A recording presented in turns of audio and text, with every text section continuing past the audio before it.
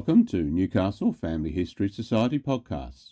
The Newcastle Family History Society, located on Awabakal land in Newcastle, New South Wales, Australia, provides support for those interested in family history. We respectfully advise Aboriginal and Torres Strait Islander peoples that this podcast contains the names of deceased Aboriginal persons and mention of historical events that may be disturbing. Additionally, some historical quotes include language that may be offensive. The Newcastle Family History Society does not condone such language. In the early 19th century, Newcastle was being shaped by the British Empire through punishment, expansion, and uneasy encounters between cultures. This podcast follows two men who share the same name, Wallis. One was Captain James Wallis, Commandant of Newcastle, soldier of Empire, and participant in colonial violence. The other was a child sent to the Parramatta Native Institution and there named Wallis by the colonial system. Their lives briefly intersected in 1818 in a moment recorded as trust and benevolence, but remembered very differently depending on who was doing the recording. This is a story about power, loss, and the human consequences of colonial ambition. Join Society member Stephen Ticehurst as he tells the story of two Wallaces and of a moment when another future briefly seemed possible. Two men who lived in Newcastle in the first half of the 1800s, who were both called Wallis, showed two human sides of the British Empire's colonial project in Newcastle. In 1818, an event took place in Newcastle that has resonated ever since. Commandant James Wallis was approached by a local man, Biragon, and his 10-year-old son. Biragon offered to send his son to the Parramatta Native Institution. This was described in 1821 by Ackerman, the publisher of Wallis's artworks, quote, as a proof of confidence in British humanity. Wallis dedicated his album of sketches to the memory of his brother officers who had died in various parts of the globe. The Parramatta Native Institution was Governor Macquarie's project, quote, to effect the civilisation of the Aborigines of New South Wales and to render their habits more domesticated and industrious. Biragon's act was interpreted by the colonial record as an acceptance of the superiority of British culture. Captain James Wallis authored two short documents of historical significance in his life. The first is his account of the Appin Massacre, to which I will return later. The second document was a retrospective account of two men whose portraits he painted whilst in Newcastle, Biragon and his brother Dick. The State Library of New South Wales describes this document as, quote, of the greatest historical significance and a unique document of its period for colonial New South Wales. Wallis's first page, apparently written some years after the event, remembered Biragon, quote, with more kindly feelings than I do many of my own colour, kindred and nation. He said Biragon, quote, proved his attachment and confidence by giving me his only son to go to the Native Institution formed by, quote, the late, benevolent and truly philanthropic Governor Macquarie. This confidence may have been misplaced. Wallis's account of the event was written some years later. It was written on two updated sides of a sheet of paper, now in the State Library. The first side reflects the colonial aspect of imperial benevolence. However, the second side of the paper is different. It repeats information from the first side, which would have been unnecessary if written at the same time. It is written in an unsteadier hand and much harder to transcribe. It suggests the passage of some years of reflection. Wallis says, quote, Jack proved his confidence and attachment to me in the following manner. I saw him standing up with his only son by his side. He had some momentous thought on his mind. Placing his hand on his son's head, he said with smothered feelings, I give it your permission to send to school at Parramatta. Massa have him made boat hand and comes back to Newcastle and make boat for me to fish in. We do not know Burigon's thoughts, but it is clear from the transcript that he saw a transactional element to the process, which Wallis only later included in his account. Burigon was not explicitly supporting the British Empire. Rather, he wanted his son to learn the skills of the British, to build a ship that was bigger than the canoes than they relied on for their fishing. He wanted to be able to catch more fish more easily. He is trying to navigate changed circumstances wrought by the arrival of the colonists. The transactional nature of their relationship was evidenced in many ways. Burigon would take Wallis hunting and fishing. Wallis would shoot the prey which Burigon found. Burigon and his group performed corroborees for Wallis and Macquarie when he visited.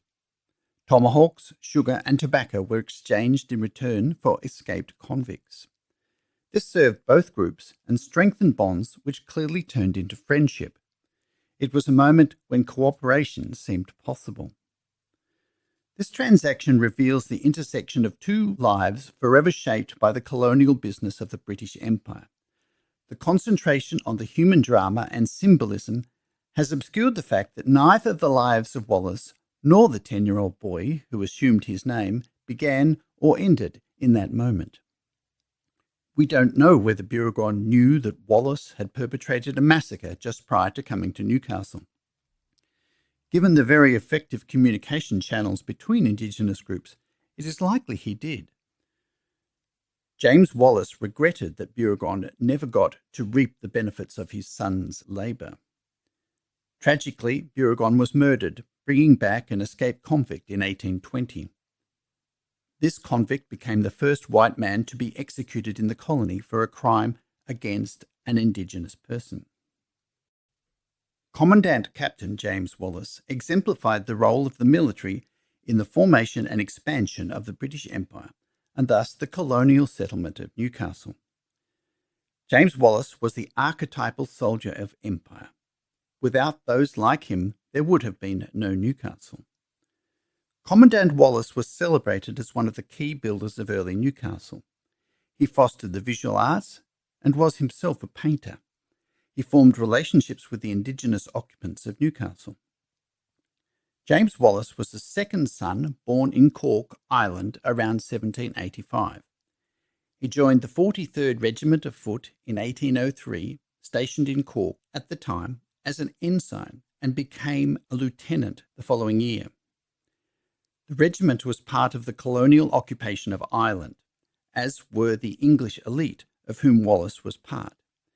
He served 7 years in the West Indies, guarding British colonies and slave plantations from other empires, i.e. the French, and the slaves themselves. When his regiment came to Sydney in 1814, he travelled on the same boat as the convict forger and artist Joseph Lycett. In 1816, when Macquarie gave orders to punish Indigenous people, Wallis was the only commander to carry out the first ordered military massacre in Australia.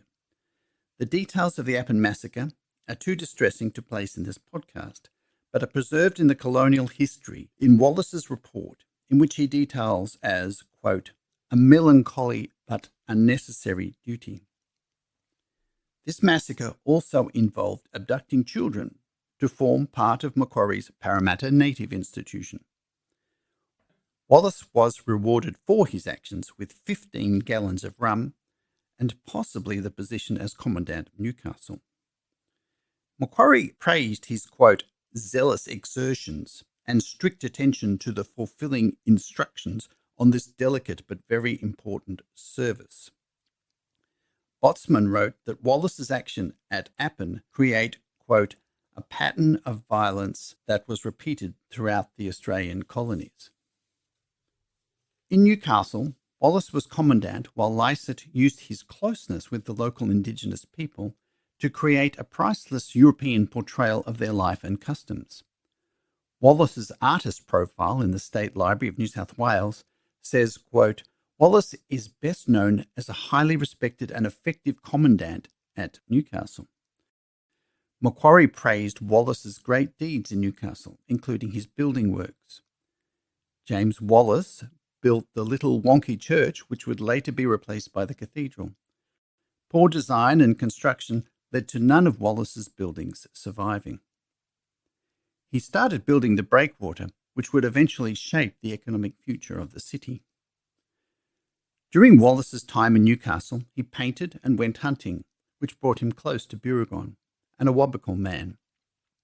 Wallis and Burigon have been immortalised hunting together in artwork by Lycett. A portrait of Burigon and his brother has a caption by Wallis which contrasts the, quote, graceful, modest and gratifying flora of Newcastle with the, quote, hideous, disgusting and barbarous natives who were the, quote, most perfect savages in existence. However, Wallis's views changed over time. His later manuscript describes the poignant memories Wallis had of Burigon. Quotes, I can now, though so many years have passed over me, call the scene to memory. Near the close of one of those delightful days almost peculiar to New South Wales, I can call to mind Jack's broad grin, he called Burigon Jack. These were scenes in all our lives to which we turn back to with pleasurable, though perhaps with a tinge of melancholy feelings. And I now remember poor Jack, the black savage, ministering to my pleasures, fishing, kangaroo hunting, guiding me through trackless forests with more kindly feelings than I do many of my own colour, kindred and nation. He had also used the word melancholy in his report on the Appin massacre when regretting the deaths of the elderly, women and children. Macquarie's later fall from grace meant Wallis was also pushed into obscurity, such that local historians described him as the forgotten commandant. His name largely disappeared from landmarks and streets, and Wallis Plains became Maitland. Several attempts have been made to rescue his reputation. One depicted him as, quotes, the noblest Roman of all, for raising the humble village to a well-made town, for opening the hunter for agriculture, and for building the church. Another described him as, quotes, a godsend for Newcastle. Newcastle has never paid its proper debt to James Wallis. Another said, ignored by the city. Others saw him as brave, efficient, religious, and humane. Newcastle's ambivalent attitude to the ex-commandant resurfaced when his name was proposed for the last section of the relocated Royal Newcastle Hospital.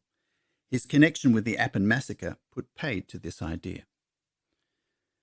After leaving Newcastle, Wallis continued to serve the Empire. Wallis took part in suppressing another insurrection of locals at Fort Kittur in present-day Karnataka, India, in 1824. Rani Chennamma, Queen of the state of Kittur, led a rebellion provoked by the East India Company ignoring her chosen successor. Initially, she was successful against East India Company troops, meaning Wallis's regiment was called in. Her fort fell, she was captured, and she died in the regiment's custody in 1829. She later became an important figurehead for Indian resistance movements. Wallis left India in 1826. He calculated he had travelled 169,422 miles in the service of the British Empire. His writings named fellow officers who have died in the service. He included no memorial to the local peoples killed by his regiment. In comments by his superiors, the words zealous repeatedly described Wallis. He was noted for the, quote, order and state of discipline in his regiment and their ability to perform a new type of drill. Wallis retired to England, marrying late in life and indulging his passion for art. He had no surviving children. I can now turn to the other Wallis, Wurrumal of the Awabakal, traditional owner. The colonial record has no documentation of the internal life of the indigenous Wallis, later probably called Wurrumal. He was born at almost the same time as the colony of Newcastle. His ancestors had always lived here and had a spiritual connection with the land, which was foreign to the colonists. He had lived a traditional lifestyle with his family group for 10 years before the fateful decision by his father to send him to the Parramatta Native Institution. Wallis's life after this has received little attention. The 10-year-old son of Biragon was taken to the Parramatta Native Institution on the 25th of September 1818 and was thenceforth called Wallis. Unlike most children placed there, he did not abscond. The children abducted by Wallis during the Appin massacre had already fled. Designed to bring British culture to children and separate them from their traditional life, it was a total failure. Wallis spent 7 years in this institution with no documented contact with his family. During this time, his father was murdered by an escaped convict. Wallis is not mentioned in accounts of the institution until it closed temporarily in May 1825 when he was 17. He was taken to the orphanage but then returned to the institution when it was restarted in December 1826. Being an older boy, he was probably given the task of minding the cattle, which the boys disliked. These cattle were later driven to the hunter, which may have provided the opportunity for Wallis to return to his country. When Reverend Wilton visited the institution in 1828, there were no boys left of Wallis's age. He returned home to probably find a vastly changed and disintegrated social network. My own reading of Dawson of the AA Company suggests Wallis may have moved to live with the Worimi people. This may have been because they were able at this time to continue a traditional life. On page 233 of Dawson's Present State of Australia, a young man named Wallis appears for the first time. Dawson was the first person in charge of the AA Company at Port Stephens. He brought to the job his skills in managing men who worked on farms in England, as well as the usual negative views about Indigenous people. However, he was open-minded enough to realise that many of these latter views were wrong. He later said the AA Company effort would have foundered without the support of the local people. When he arrived, they welcomed him and helped him build huts and provide food. He in turn respected their beliefs and practices and did not expect them to be servants. It is probable that the local people saw in Dawson some protection from the timber getters who had plundered their country, assaulted the women, and murdered without punishment. Dawson took steps to arrest and punish whites who caused harm. This did not go down well with other sections of the colonial enterprise. His good relationship with the Worimi was one reason the local committee of the AA Company turned on him. This other Wallis accompanied Dawson on an expedition in April 1827 to try and apprehend the presumed spearers of 2 shepherds. Wallis had, quote, always shown great attachment towards Dawson. His English was good. He was a fine mullet spearer on the beach.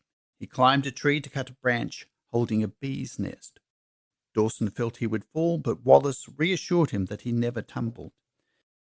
He was chosen to be the messenger to warn Dawson to leave an area because the ceremonial conflict was to begin. Dawson described a punishment ceremony where Wallis, quotes, nearly as fine a young man as Wiki, end quotes, offered his head to receive a waddy blow. Wallis then danced, quote, in the face of his opponent like a harlequin, brandishing his waddy while blood streamed down his cheeks and chest. Wallis accompanied Dawson to Sydney, but refused to leave the veranda of the company farm, looking out for Dawson's return and wanting to get back to the Worimi as soon as possible. When Dawson was replaced, the new administration segregated the Worimi and the AA settlement. In 1833, Wallis was first noted on a blanket list at Lake Macquarie, described as absent but normally of Newcastle. Wallis then appears in 1834 letters by Brooks, Scott and Warner about a group who began taking food from settlers on the western edges of Newcastle. In March 1834, Brooks wrote to the colonial secretary proposing that upcoming blanket distributions be withheld from males because they were accused of stealing maize and robbing poor men of poultry, quotes, compelling one of them to divide among the tribe the prepared victuals he had. He said a man named Wallis had been apprehended, in line with the earlier suggestion that the ringleaders be taken on, quote, their usual trips to Newcastle. In February 1834, on Platt's land, Blackburn and Godfrey claimed Wallis was involved when about a dozen Aboriginal people had entered a dwelling and stole. They also claimed Wallis had been present at previous robberies. Godfrey said Blackburn had been robbed 4 times. Wallis denied he was there, saying he was in Lake Macquarie. Godfrey claimed he saw Wallis running out of the residence with, quotes, something tied up in either a bag or a shirt. The other 2 were carrying some cobs of corn. He called Wallis by name, but he did not answer. He and Blackburn chased them half a mile to a hill where boomerangs and stones were thrown at the pursuers. Wallis was charged with larceny for goods, 10 pounds weight of flour to the value of 4 shillings, 1 tin dish to the value of 2 shillings, and a shirt to the value of 2 shillings. This case was listed at Maitland Quarter Sessions for August the 4th. Wallis had been in prison for at least 5 months. No verdict is listed, and it is unclear whether a trial took place. Wallis then appeared in the 1836 blanket list at Lake Macquarie as a man in his 30s from Newcastle, with no wife or children. For the first time he was given another name, Wurramil. I have not found any later evidence of his existence. He does not appear in subsequent blanket lists. In conclusion, despite sharing the same name, the 2 Wallaces represent 2 sides of the colonial project of the British Empire. The other Wallis, Wurramil, was separated as a child from his land and community. His father hoped he was going to be taught to build boats, to better navigate the changed world they were living in. However, it is probable Burragon was not aware of the purpose of the institution, nor of its rule that you were not allowed to leave. The other Wallis was then detained 7 years and kept separate from his community as part of a failed colonizing experiment. He then returned to his country and tried to make do. For taking food, he was imprisoned. There is no record that he ever harmed anyone. This Wallis passed out of the gaze of colonial history after having been lauded as its shining example. In British history, Captain James Wallis was a soldier for empire, putting his life on the line across the globe to advance the cause of empire. The pre-existing inhabitants of New South Wales, the West Indies, and India may have seen it differently. The inheritors of the invasion he represented have repeatedly struggled to come to terms with the violent aspects of his legacy, shrinking back from Appin whenever it reaches awareness. A man who can use the same word melancholy to describe the massacre of innocents and also to describe his fond memories of an Indigenous person is hard to reconcile. Both stories seem now to have been inevitably foretold by the march of colonialism. However, for a brief moment in early Newcastle, an alternate path could have seemed possible. And so we're left with 2 men who shared a name but lived profoundly different lives within the same place and time, each shaped inescapably by the forces of empire. One helped build the colony, enforce its order, and extend its reach. The other was drawn into that same system as a child, separated from family, culture, and country. His life thereafter only glimpsed in fragments of the colonial record. As we close, it's worth pausing to reflect on what these lives reveal about colonial New South Wales, not just its ambition and expansion, but its human cost. You've been listening to Newcastle Family History Society Podcasts.